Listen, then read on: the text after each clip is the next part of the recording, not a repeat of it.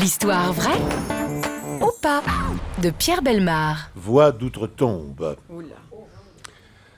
C'est à une terrible situation que doivent faire face les carabiniers de Corbino, en village des Pouilles, dans le sud de l'Italie. Depuis plusieurs années, une implacable vendetta oppose les deux plus importantes familles du village, les Ascona et les Pieri.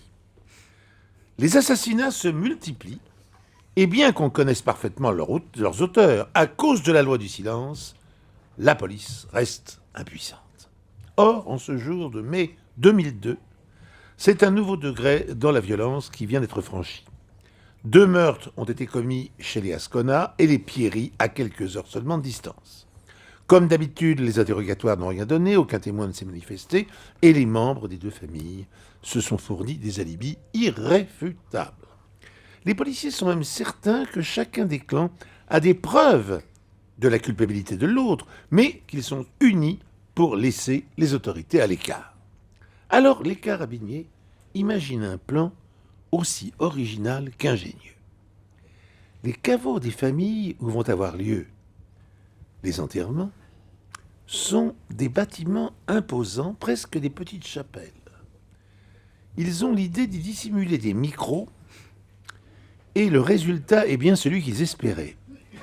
Lors des cérémonies qui suivent, ils peuvent entendre enfin la vérité. Chacun des deux meurtriers se vante de son acte. Ce n'est pourtant pas suffisant. Un bon avocat contesterait ces enregistrements et il ne serait pas considéré comme une preuve suffisante. Les micros sont donc laissés en place et cette fois, ils apportent un élément décisif. Bernardo Pieri, le neveu de l'une des deux dernières victimes, vient se recueillir devant la tombe de son oncle et déclare au défunt « Tu vas être vengé, je vais attendre le petit-fils Ascona derrière la fontaine à midi. » Une souricière est mise en place et Bernardo Pieri est arrêté au moment où il allait passer à l'acte. Il ne peut pas nier sa culpabilité et pour que sa famille ne soit pas inquiétée, il va se suicider dans sa cellule. Effectivement, ça s'est corsé.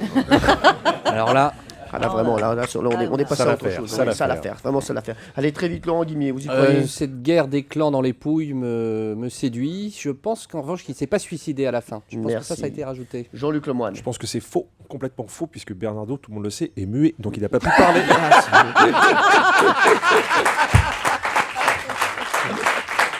Francis Weber, notre invité.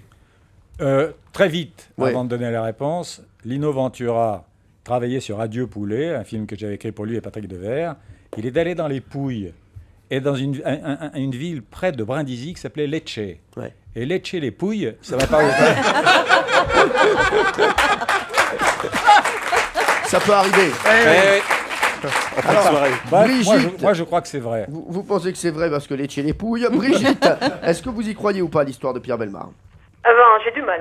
Vous avez du mal, vous dites faux, hein? Bah oui, Valérie, elle pense quoi, elle? Valérie ne pense plus. Ça fait longtemps qu'elle pense plus. Ça Non, fait mais bien moi, longtemps. alors moi, Brigitte, pour le coup, je crois que c'est vrai. Mais alors, vraiment, tout à fait Brigitte, vous pensez que c'est faux? intuitivement. Bah, je vais peut-être suivre Valérie. Ah ben non, mais attendez, moi, je suis. Non, ne suivez pas. Je ne sais Je ne suis absolument pas pas. hein. Valérie, alors. Suivez que vous, Brigitte. Moi, je ne Ouais. connais pas la réponse, Ouais. je vous jure. Allez, vous dites faux? Bah, je dis faux, allez, hop. Eh bien, pour la vérifier, nous allons relire la fin de l'histoire. Ah, c'est bon signe pour vous, ça, Brigitte. Bernardo Pieri, le neveu de l'une des deux dernières victimes, vient se recueillir devant la tombe de son oncle et déclare au défunt « Tu vas être vengé. Je vais attendre le petit-fils Ascona derrière la fontaine à midi. » Une souricière est mise en place et Bernardo Pieri est arrêté au moment où il allait passer à l'acte. Il ne peut pas nier sa culpabilité et pour que sa famille ne soit pas la seule à payer, dénonce tout ce qu'il sait à propos des Ascona. Il s'en est suivi une série d'arrestations qui a mis fin à la vendetta de Corbino. Cependant, un jour, ce monsieur a été retrouvé assassiné dans sa cellule. Europe 1, les pieds dans le plat, Tous les jours, 10h30, 12h30. Cyril Hanouna.